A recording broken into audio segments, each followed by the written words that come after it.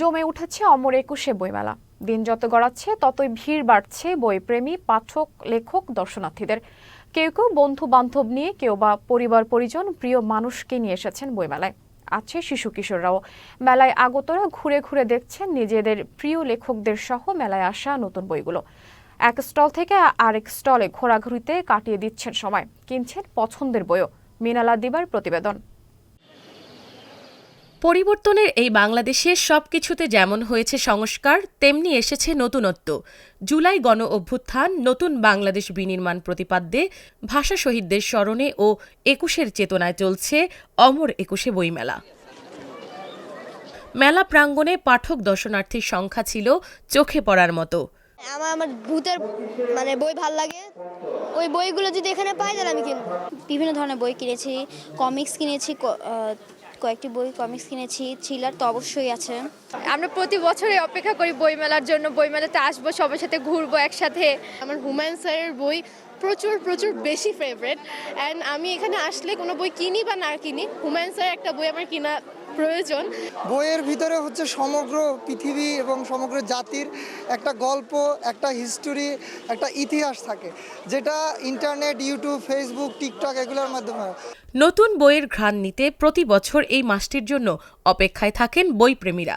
বাচ্চাকেও বইয়ের সঙ্গে পরিচয় করে দেওয়ার জন্য আসলে নিয়ে আসা। ও বই পড়তে অনেক পছন্দ করে, বইমেলায় নতুন নতুন অনেক বই আসে, তো ও সেগুলো দেখে, ওর পছন্দ মতো বই কিনে, ওর ভালো লাগে, এটা একটা অ্যাটাচমেন্ট তৈরি হয়। ওদেরকে বই সাহিত্য এই সম্বন্ধে তাদেরকে একটু এক্সপিরিয়েন্স নেওয়া, ভবিষ্যতে তারা যাতে করে তারা এই বই পড়ার দিকে তারা একটু ঝুঁকে পড়ে। এখানে অসংখ্য বই পাওয়া যায়, বাচ্চাদের বই পাওয়া যায় এবং সব কিছু দেখা হয় আর কি।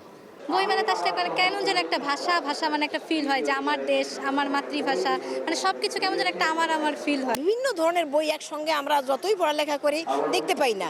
যদি বইমেলায় আসি তাহলে এখানে দেখা যায় বিভিন্ন ধরনের বই আমাদের সামনে আসে। বিপ্লবের স্বাক্ষরও এই বইমেলা, বিভিন্ন বাংলাদেশের যে বিভিন্ন স্তরে বিজয় অর্জিত হয়েছে সেই সংক্রান্ত বিভিন্ন ধরনের বই, ইতিহাস সবকিছু জানায়, সাংস্কৃতিক কর্মকাণ্ডগুলো এখানে তুলে ধরা হয়।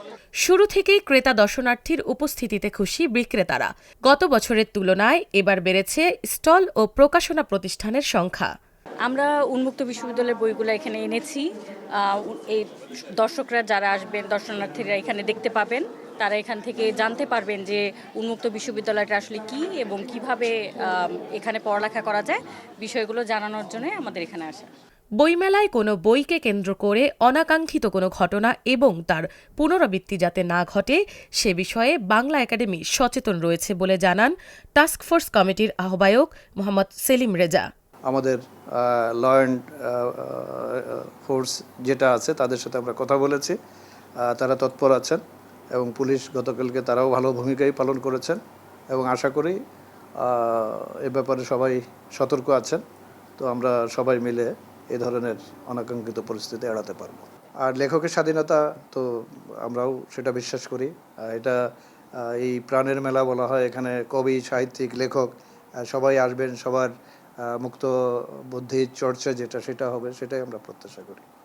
এবারের বইমেলায় ৭০৮টি প্রকাশনা প্রতিষ্ঠানকে ১,০৮৪ ইউনিট বরাদ্দ দেয়া হয়েছে।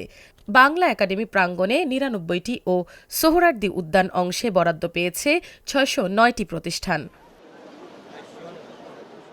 এবার মোট প্যাভিলিয়নের সংখ্যা ৩৭টি, যার মধ্যে বাংলা একাডেমি প্রাঙ্গণে ১টি এবং সোহরাওয়ার্দী উদ্যানে থাকছে ৩৬টি। মিনালা দিবা, চ্যানেল এস, ঢাকা।